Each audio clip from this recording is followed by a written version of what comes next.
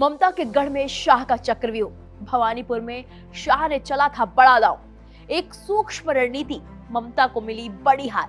अमित शाह की वो खास चुनावी चाल, कैसे ढह गया ममता का अभेद किला।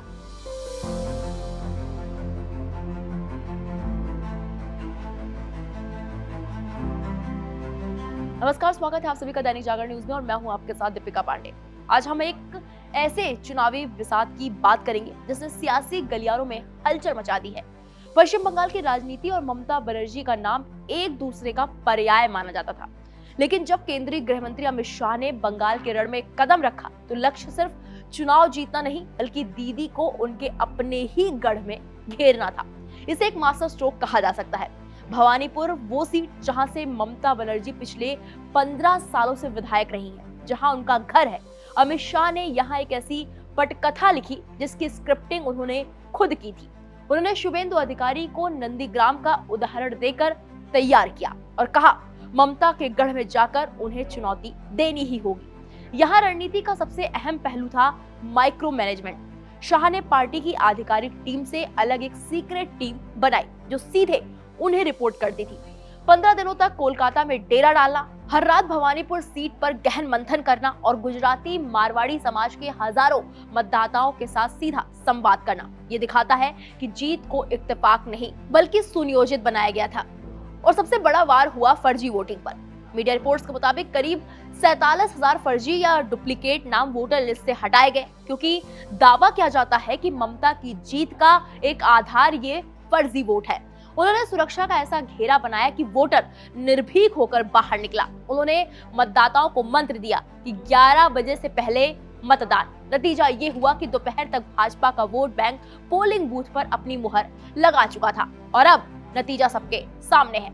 ममता बनर्जी अपने ही घर में 15,000 से ज्यादा वोटों से पराजित हुई। ये जीत केवल एक सीट की नहीं थी बल्कि ये अमित शाह की उस व्यूह रचना की जीत थी जिसने टीएमसी के गुंडों और बूथ कैप्चरिंग की पुरानी संस्कृति को पूरी तरह फेल कर दिया है। वाकई राजनीति में जिसे चाणक्य नीति कहते हैं ना, उसका सटीक उदाहरण भवानीपुर का ये चुनाव रहा। फिलहाल शाह ने ममता के अभेद किले को भेदने के लिए और क्या कुछ रणनीति बनाई थी, ये आपको हमारे वरिष्ठ पत्रकार नीलू सर से जानना चाहिए। उन्होंने क्या कुछ कहा, आइए आपको सुनवाते हैं। देखिए, निश्चित रूप से जो 22,000 गुजराती हैं भवानीपुर में, उन्होंने बहुत महत्वपूर्ण भूमिका निभाई है ममता बनर्जी के हाल में। और उसकी स्ट्रेटजी भी है। ऐसा नहीं है कि पहली बार ये गुजराती वहां 22,000 थे, पिछली बार 3 बार से वहां जीत रही हैं। 2011 से भवानीपुर से वो विधायक रही ममता बनर्जी। 2016 में भी भवानीपुर जीती थी। 2021 में जब वो नंदीग्राम से लड़ने गई थी तो वहां हार गई थी और वहां से लौट के फिर भवानीपुर जीती थी। भवानीपुर में उनका घर है। तो ये जो गुजराती वहां है वो लंबे समय से है, बिजनेस में है, तमाम चीजें वहां उनकी है। इस बार जो अंतर रहा वो समझना जरूरी है। और एक बात और कि 22,000 गुजराती ही नहीं है, 25,000 मारवाड़ी भी वहां रहते हैं और बड़ी संख्या में वहां पे बिहारी भी रहते हैं, हिंदी भाषी भी रहते हैं। यानी कि भवानीपुर एक मिक्स कल्चर था। उसके बाद इस बार क्या हुआ जो वो हार गई, ये समझना बहुत जरूरी है। तो दरअसल भवानीपुर की जो कमान है इस बार कि ममता बनर्जी को उनके घर में, जहां उनका घर है, पैतृक घर है, वहीं हराना है, इसकी पूरी पटकथा खुद अमित शाह ने लिखी। पूरे बंगाल के लिए तो तैयारी कर ही रहे थे कि बंगाल में तृणमूल कांग्रेस हराना है, लेकिन अपने ही घर में ममता बनर्जी को हराना है, इसकी भी पटकथा वो साथ साथ लिख रहे थे। और इसीलिए उन्होंने जितने गुजराती हैं और मारवाड़ी हैं, सब लोगों के साथ सबको भोजन पे बुलाया, जो प्रमुख लोग वहां थे उनके साथ खाना खाया, पूछा कि आखिर आप लोग किसको वोट देते हो और क्या करते हो। तो उन सब का ये कहना था कि हम तो वोट देते ही नहीं हैं। हमारी जो सोसाइटी है जहां हम रहते हैं उसके बाहर जो है वो कुर्सी लगा के खड़े बैठ जाते हैं टीएमसी के गुंडे और कहते हैं कि आपका वोट हो गया, और बाद में हमारा जो है छापा वोट, उनके नाम का वोट कोई और वहां डाल देता था। ये सिलसिला लगातार चल रहा था। तो अमित शाह ने एक अलग टीम बनाई, वो टीम सीधे अमित शाह को रिपोर्ट करती थी और भवानीपुर के हर बूथ का एक उन्होंने इंचार्ज बना दिया जो सीधे अमित शाह की टीम को रिपोर्ट करता था, अमित शाह तक रिपोर्ट जाती थी कि कहां क्या हो रहा है। और बैठक में उन्होंने सुनिश्चित किया उन लोगों के साथ कि नहीं, आपको वोट देने दिया जाएगा और आप वहां पे सुरक्षा का पूरा इंतजाम रहेगा।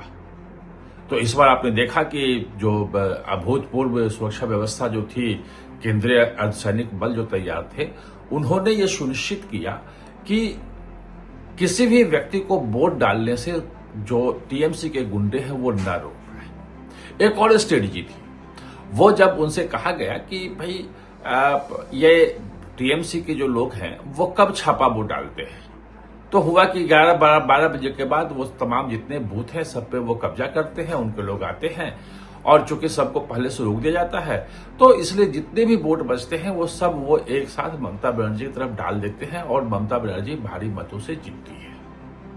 एक ये था। तो इस बार अमित शाह ने एक नई रणनीति अपनाई और उन्होंने कहा कि भाई आप जितने लोग हैं वो सुबह सुबह 11 बजे तक सब लोग वोट डाल लें, भाजपा वाले, क्योंकि जब तक टीएमसी के गुंडे सक्रिय होंगे, उनके लोग आएंगे छापा वोट डालने के लिए, तब तक जो है वो आपका वोट पूरा हो जाना चाहिए। और जो उनके पास रिपोर्ट है वो ये है कि 12 बजे तक भाजपा के जितने भी वोटर थे वो सब अपना अपना वोट डाल के घर में जा चुके थे। एक और महत्वपूर्ण चीज है, एक और बहुत महत्वपूर्ण चीज है भवानीपुर में ममता बनर्जी के हार के लिए जिसको समझना जरूरी है, वो है एसआईआर। बड़े पैमाने पे वहां पे फर्जी वोट जो दूसरी जगह थे वहां उनका डुप्लीकेट वोट बना दिया, जो मर गए थे उनका भी वोट था। और ये सब होता क्या था कि सब छापा वोट पड़ जाता था। पिछली बार 2021 का आपको ध्यान होगा तो ममता बनर्जी लगभग 57,000 वोटों से जीती थी और 47,000 ऐसे वोट थे जो या तो मर चुके थे या डुप्लीकेट वोटर थे। ये एसआईआर में ये सब हट गया, 47,000 वोट हट गया। और ये जो 22,000 जो गुजराती हैं, जो 25,000 मारवाड़ी हैं और बाकी जो दूसरे बिहारी हैं, ये सब वोट डाल पाए और 12 बजे के पहले ही सब अपना अपना वोट डाल के चले गए। ये है भवानीपुर में हार की ममता बनर्जी की पूरी पटकथा और इसी पटकथा को खुद अमित शाह ने लिखा है। ये महत्वपूर्ण है। फिलहाल इस खबर में इतना ही। बाकी बड़ी खबरों के लिए आप देखते रहिए दैनिक जागरण न्यूज। नमस्कार।